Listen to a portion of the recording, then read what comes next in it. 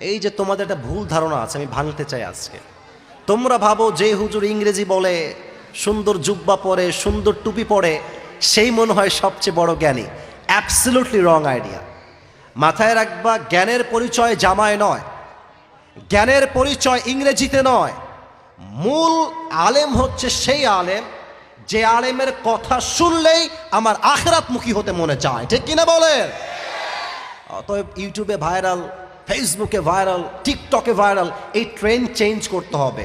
Viral বক্তার জন্য নয়, একজন যোগ্য একনিষ্ঠ ইখলাসওয়ালা আলেমের কথা শুনে নিজেকে পরিবর্তন করতে হবে, ঠিক কিনা বলে? আল্লাহ সেই তৌফিক দান করুক, আমরা সকলেই করছি আমিন।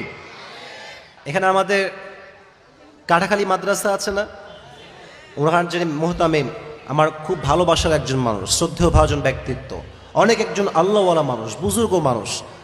আল্লাহ ওনাকে ইসলামের খাদেম হিসেবে কবুল করুক, সকলেই আমরা মন খুলে পড়ছি আমিন। রাজশাহীর মাঝে যতগুলো মাদ্রাসাতে, আমার কথা কি বুঝতে কোনো সমস্যা হচ্ছে আপনাদের?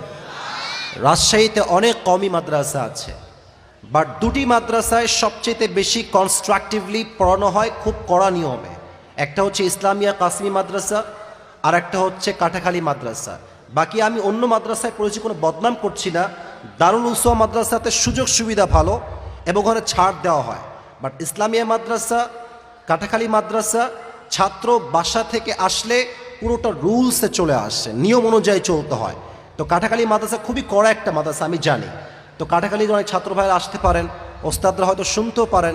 প্রত্যেকের জন্য দিল খুলে দোয়া করি, আল্লাহ কাটাখালী মাদ্রাসাকে ইসলামের একটা বিশাল বড় দুর্গ হিসেবে কবুল করুক, আমিন। এবং প্রতি বছর তারা বড় বড় আলেম দিয়ে মাহফিল করায়। আমি দোয়া করি আল্লাহর কাছে যে প্রত্যেকটা মাহফিলের ওয়াসিলায় যেন আল্লাহ তাআলা যুবকদেরকে 5 ওয়াক্ত নামাজি যুবক হিসেবে কবুল করে, আমিন। যুবক ভাইয়েরা, আজকে কয় তারিখ বলেন তো সবাই আপনারা? দেশটা কি পরাধীন না স্বাধীন? আচ্ছা, একটা প্রশ্ন করতে চাই, আপনারা কি সবাই জালেমের গোলাম হয়ে মরতে চান?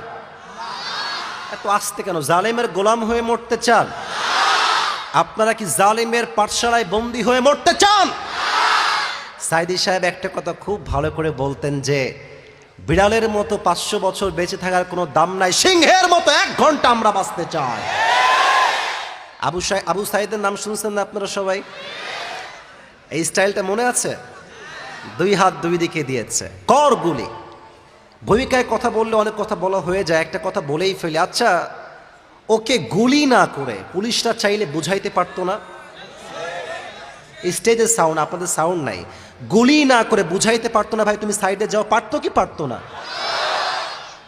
যখন ওপেনলি মিডিয়ার সামনে তারা গুলি করেছে, তখন আল্লাহ বলছেন জালিমের পতন আমি আল্লাহ তাআলা সুনিশ্চিত করেছি। কোন বাপের বেটা আছিস, ঠেকায় দেখা আজকে জালিমের পতন।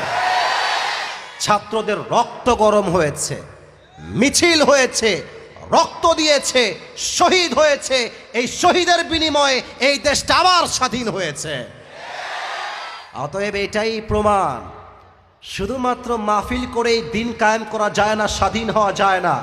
স্বাধীন হতে হলে বুকের তাজা রক্ত দিয়ে স্বাধীন করতে হয়।